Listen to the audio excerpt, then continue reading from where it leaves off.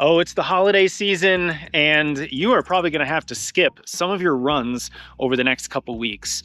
Now, don't tell the other running coaches, but not all of your runs are made equal. Some of your runs are actually way more important than some of your other runs.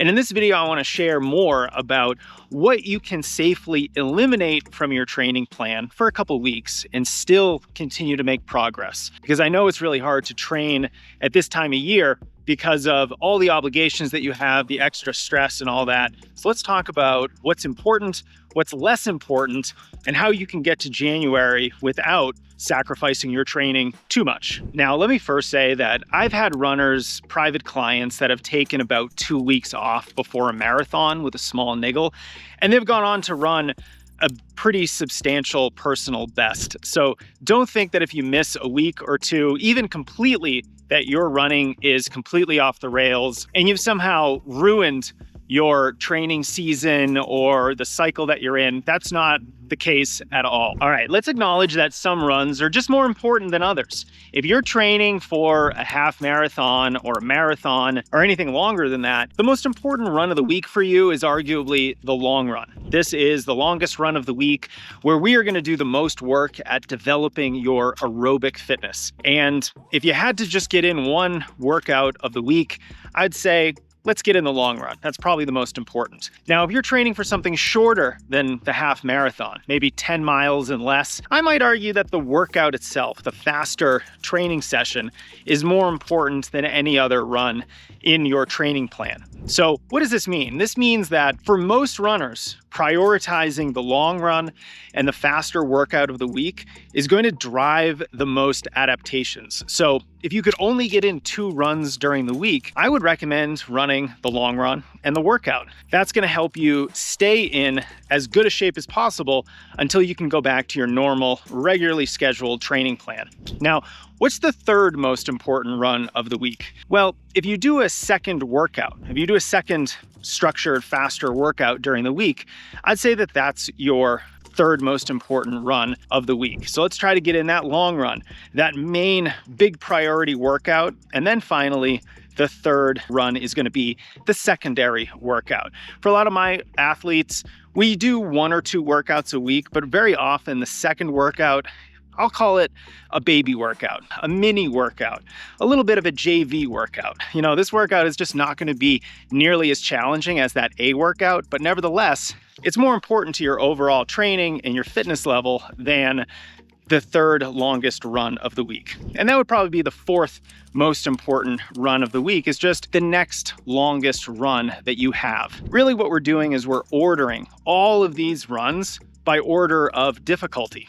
The most difficult workouts are the most important. So the long run, the harder workout, the slightly easier workout, and then the next longest run. These are all the most important runs that you should be prioritizing during the week. Now, there are some things in a runner's training plan that runners love to skip, especially when the schedule gets tight. Strength training and strides are 2 things that runners love to say, I'll do that tomorrow, and then it never gets done. I know, because I'm one of those runners too sometimes. So if you're busy during the holiday season and you need to potentially skip these things, let's talk about that and how you can try to get in some of it so that you can at least get in the spirit of strides or strength training, and hopefully you can still get it into your schedule. So for strides, I actually really like doing strides at the end of an easy run in the final mile. So you're not actually doing them separate from your running, you're doing them within the run.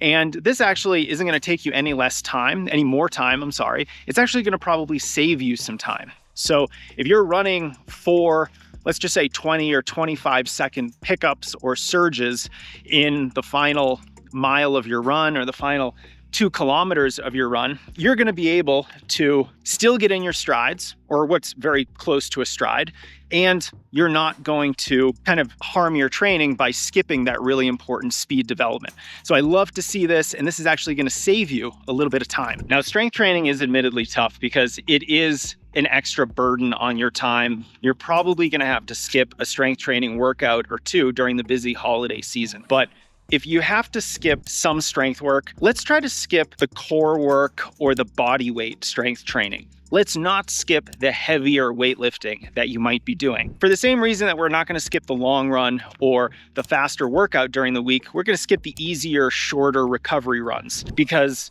if you really want to keep driving your fitness forward, you don't want to lose too much fitness, you want to try to maintain as much as possible during the holidays, you're going to want to get in the more stressful elements of your training while eliminating the easier parts of your training. And if you can eliminate the core work and the body weight work, which isn't as important, but get in the heavier weightlifting, you're still going to be building a lot of strength. But a quick caveat on skipping your body weight strength work. If you have a very particular problem, maybe it's IT band syndrome, maybe it's Achilles tendinopathy, whatever it might be, and you're healthy, but it's not 100%, I would continue to do the physical therapist prescribed body weight strength work that you're doing, because this is going to help you stay healthy, keep that injury at bay, and get back to your normal training as quickly as possible. So don't skip the PT-oriented strength work, because that, for you personally and individually, is going to be really important to keep you healthy. Okay, so this gives you a pretty good framework for addressing your training during these busy holiday weeks where you probably can't get in everything. So if you have to make those tough decisions, now you know the best things to prioritize. Prioritize the more stressful elements of your training. Let's focus on the long run, the workouts. Let's focus on getting in strides during your run rather than after your run. And then finally, if you're going to do any strength training, let's try to prioritize the heavier weightlifting and, if applicable to you, the more physical therapy oriented strength training that's going to keep you healthy.